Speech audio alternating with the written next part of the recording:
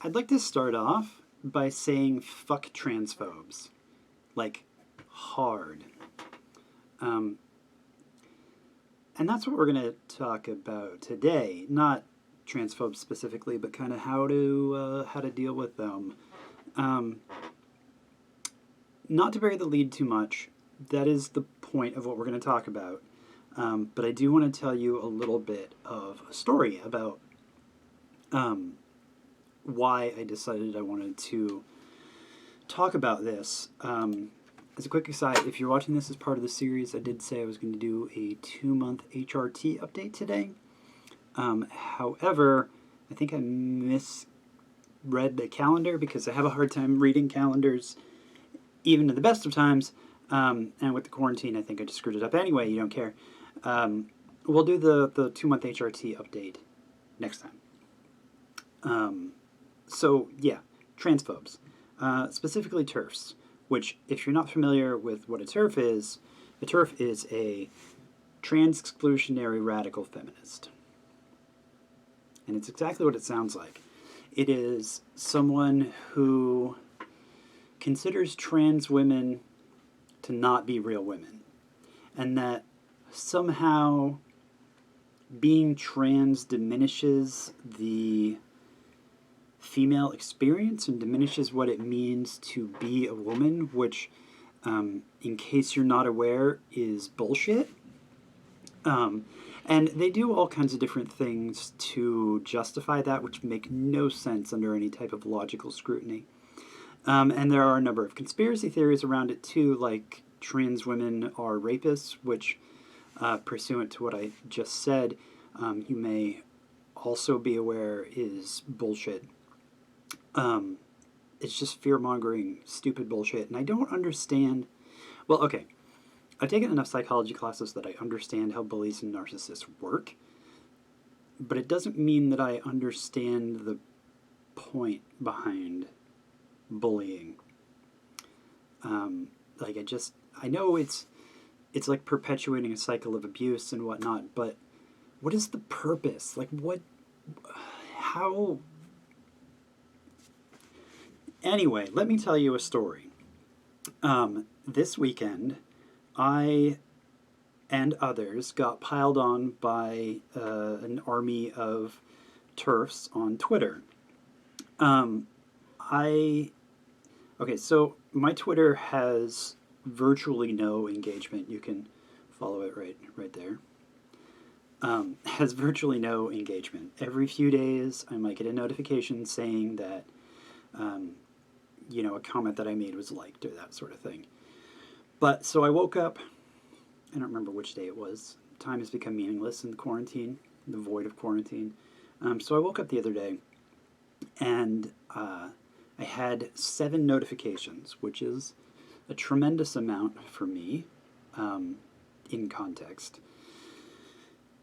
And they were all from a thread that I commented on. A trans woman I follow, I just made a comment on one of her tweets, and apparently that got targeted by a bunch of TERFs, who then, about a dozen of them, piled on the thread and left numerous derogatory comments on every trans girl's post, which there was, I don't know, probably 12 or 15. I didn't really count. There were a lot. And it was rough. I have a fair amount of fortitude for that sort of thing, but it still sucked. It set me back, it set me back in my progress and my confidence. I was feeling pretty positive, all things considered, as far as being trans goes. I felt like I was starting to really connect with the trans community online, which is robust and fan-fucking-tastic. So I felt like I was really starting to make some progress as far as that was concerned, and then all of a sudden I had a major setback. This came on the heels of another transphobe comment that I received. But that's, I'll get back to that.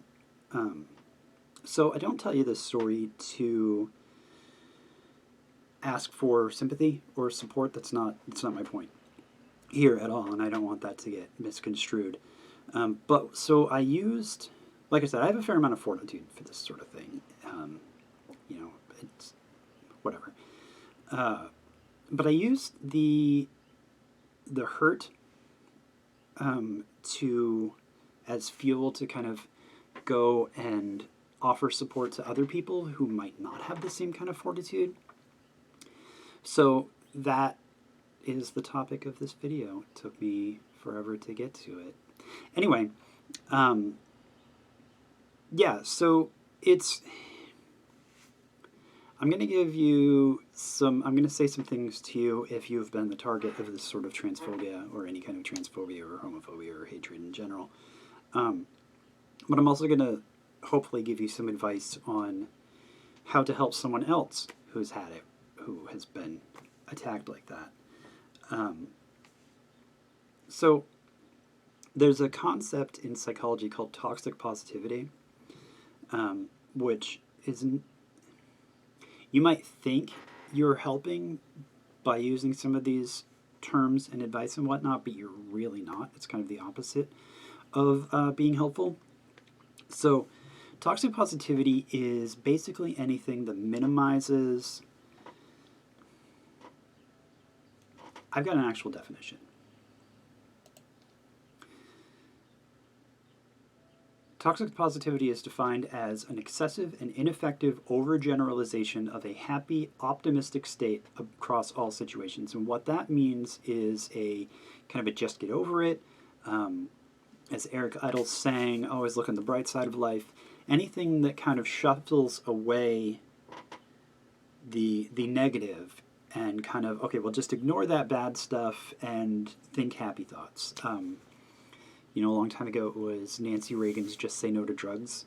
It was shuffle off the actual problem and, empty platitudes. And it's unhealthy to fall into that kind of thinking, that fake it till you make it kind of thinking. And so things like that are bad advice. It could be worse, stuff like that. I once had I was going through a major problem, and a work friend said, well, at least you've got a job, to which was like, my life is falling apart in every single other aspect. So while you're sweet and I know what you're trying to do, that's not really the best approach. Though I did kind of hold on to the fact, well, at least I've got a job for a little while. So that's not, don't tell someone to just feel better.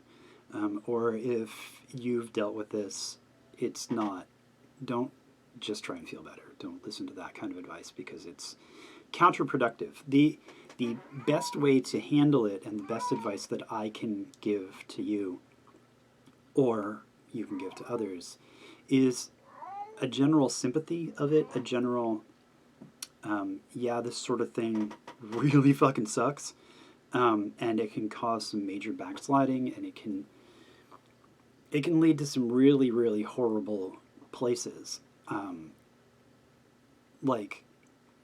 Especially now with the quarantine on, I think I said in the last video about, reach out to your friends, reach out to people to see how they're doing, to let them know that you're okay, to make sure that they're okay.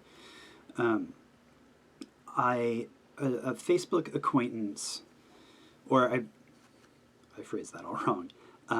The other day I read an account of a family member of a Facebook acquaintance, so not someone that I actually knew or was even remotely close to, died by suicide just the other day. And it got me thinking about the rate of suicide amongst trans people. I didn't look up any of the actual statistics to give you any numbers because that's just horrifying, and we don't need to just know it's bad. So, social distancing and all this quarantine isolation leads to problems. And then with such a high suicide rate amongst trans people, especially trans youth, because high schoolers and college students age, people are also the highest risk for death by suicide. So it is vital that you maintain social contacts with people. If you don't have people close to you that you can lean on, you need to reach out to resources in your community, reach out to resources online. You check out my video about building support groups and how important they are for more about that. But especially now, it's important to lean on your support groups. I won't ramble on too much about that. I'm not a psychologist or whatever, but these are fucking terrible people, terrible, hateful people who will find anyone to pile on, to attempt to invalidate, to make them feel less than human or less than who they want to be or who they not who they want to be, who they are, and that's an important distinction. Anyway, lean on your friends, and if you don't have people like in your immediate vicinity, seek them out. There are a lot of resources, and again, I referred you to that earlier video about how to build that. So the other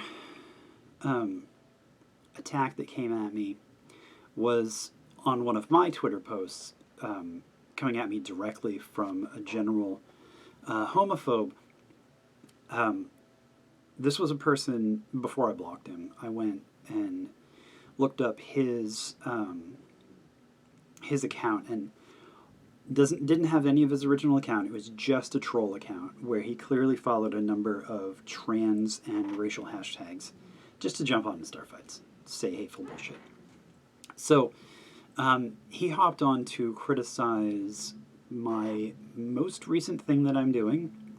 That's a really terrible way to phrase that. Anyway, he jumped on me to be a dick. And not like a nice dick either. Like one that you would appreciate. Anyway, he jumped on to be a terrible person. I started a GoFundMe to pay for laser hair removal, facial laser hair removal, which I didn't shave very well today, and you can tell. You can tell my shadow is pretty pronounced today, which it isn't always. Anyway, I'm rambling. You don't care. So I started a GoFundMe to pay for laser hair removal because it is stupid expensive. Just to get my face done, it's going to be about $2,000. So I started the GoFundMe for $2,200 to pay for not just the surgery, but also being able to get back and forth to the clinic because I don't have a car. So I would need to pay people gas money, or I'd have to pay people gas money because if I tried to pay for a cab to get from where I am to the city where the clinics are, it's not feasible. Anyway. So it's $2,200. Right now I am at either 40 or 60, but I just launched it. It's not the kind of thing that I'm expecting to have anytime soon. It's a long-term campaign. Every time I make one of these videos, I turn around and I put $20 into it. Whether it's filled by myself or whether other people can contribute, it will eventually get filled, and when it does, I'll pay for laser hair removal. Because it is hell on my skin. I'm half Italian, and it grows in so fast. It's twice daily if I want to keep up with it, especially since I started doing Twitch more regularly. If I'm doing an 8-hour stream, which is kind of what I aim for these days with the quarantine on, I'm going to do something to stay sane. I'll go from cute to donkey over the course of the stream, and it's awful.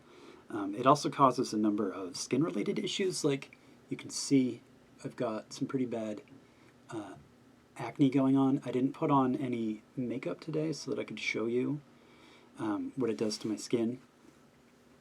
It's all the shaving and then the hair and whatnot, so it's awful. So that's the thing that I'm doing. Been talking a really long time. So support your friends. Don't support your friends and reach out to your friends, even if those friends are just online communities like Reddit, for support. Because these are terrible people who have terrible opinions and are just hateful assholes. So the end bit, I'll wrap it up because this is a really long video so far. And I'm rambling a ton. I'm wrapping it up. I don't run any kind of ads on these videos because I hate commercials. If you want to give back to the channel, then please subscribe so that you don't miss out on anything. If you want to help the channel grow, then just, like the video, share. If you like my advice, share the video on social medias or wherever. That helps immensely. Another way you can help is by sharing the GoFundMe campaign. The link's in the description. If you have money, then and you want to contribute, then absolutely put some money in the GoFundMe. Any tips that I get in my Twitch tip jar, I will. It's all going to be going directly into the GoFundMe until that is filled up. So until then, or until next time, we'll do 2-month HRT update next time, and we get to talk about my boobs, or what I have for boobs right now. It's awesome. All right, I'll see you guys next time. Bye.